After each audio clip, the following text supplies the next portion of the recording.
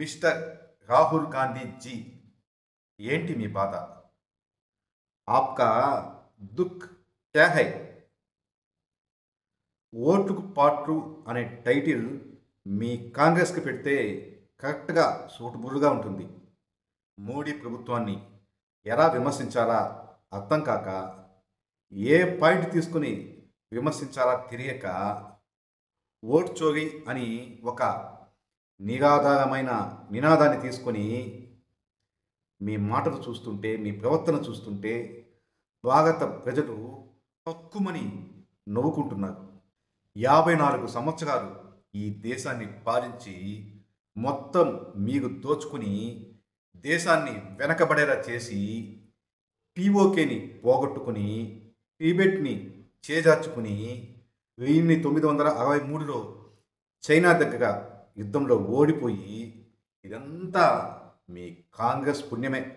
అప్పట్లో నేపాల్, భూటాన్, శ్రీలంక, బంగ్లాదేశ్ వంటి దేశాలు మీ దేశంలో మమ్మల్ని కలిపేసుకోండి అని అడుక్కుంటే చేత కాక ముద్దపప్పులా మౌనంగా ఉన్నారు. అప్పుడు ఆ దేశాలన్నీ కలుపుకో ఉంటే ఈరోజు మన దేశం అఖండ భారతదేశంగా కీర్తింపబడేది. దెయ్యాలు వేదాలు వర్ణించినట్టు మీరు నీతులు చెబుతున్నారు. మోడీ ప్రభుత్వం వచ్చాక మన దేశ రక్షణ వ్యవస్థను 35 రెట్లు పెంచాడు. మన దేశ ఆర్థిక వ్యవస్థను ఈ డిసెంబర్కి 3వ స్థానంలో నిలబెట్టబోతున్నాడు. మోడీ కాగన జన్ముడు. కావాలనే ఆయనను, ఆయన నాయకత్వాన్ని, ఆయన ప్రభుత్వాన్ని విమర్శిస్తే అబాసు పారేది మీరే. ప్రపంచ దేశాలు అనిశ్చితితో అల్లాడుతూ కల్లోలం అవుతూ ఉంటే మన దేశం మోడీ నాయకత్వంలో ప్రశాంతంగా, హ్యాపీగా ప్రగతి పదం వైపు దూసుకెళ్తోంది. రాహుల్ గాంధీజీ, నేను ఒక్క మాట అడుగుతా. శ్రీలంక లాగా, నేపాల్ లాగా, బంగ్లాదేశ్ లాగా మన దేశంలో కూడా తొందరలో, అతి తొందరలో జనంలో నుంచి తిరుగుబాటు కాబోతుంది అని అంత కాన్ఫిడెంట్గా చెప్తున్నారు. ఏం ఒప్పందం చేసుకున్నారు? అమెరికాతో, చైనాతో, పాకిస్తాన్ వంటి శత్రు దేశాలతో చెప్పండి, తెలుసుకుంటాం. చూడండి, మన దేశంలో అటువంటి పనులు చేయాలంటే కూకటి వేలతో పెకరిస్తాం. ఇది ప్రజాస్వామ్య దేశం. ఇక్కడ ప్రజలు చాలా తెలివైన వారు.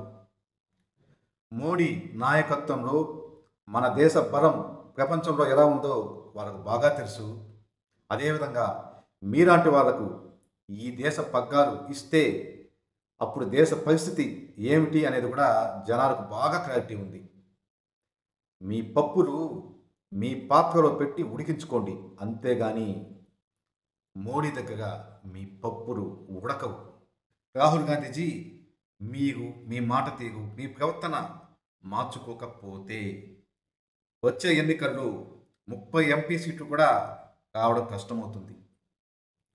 ఈ దేశంలో మోడీ నాయకత్వంలో 147 కోట్ల జనం హ్యాపీగా ఉన్నారు. మైనారిటీలు కూడా సంతోషంగా ఉన్నారు. మీరు ఏం కంగారు పడాల్సిన పని లేదు. ముందు మిమ్మల్ని మీరు ఏంటో తెలుసుకోండి. మీ పార్టీ పరిస్థితి ఏంటో ఒకసారి నిశితంగా పరిశీలించుకోండి. చివరగా ఒక్క మాట, నేను బీజేపీ పార్టీకి చెందిన వాడిని కాదు, అలా అని ఏ పార్టీకి చెందిన వాడిని కూడా కాదు. ఒక దేశ పౌరుడిగా కడుపు కారి ఈ వీడియో చేస్తున్నా. నాకు బీజేపీ అయినా ఒకటే, కాంగ్రెస్ అయినా ఒకటే, మోడీ అయినా ఒకటే, రాహుల్ గాంధీ అయినా ఒకటే. నాకు నా దేశ ప్రయోజనాలు ముఖ్యం, నా దేశ ప్రగతి ముఖ్యం. దానికి ఎటువంటి ఆటంకం జరిగినా నేను ఉపేక్షించేది లేదు. ఇప్పుడు ప్రస్తుతం కాంగ్రెస్ పార్టీ, రాహుల్ గాంధీ గారి మాటలు మన దేశ ప్రగతికి ఆటంకంగా ఉన్నాయి కాబట్టి నేను ఈ వీడియో చేయాల్సి వస్తుంది. మీ మధు.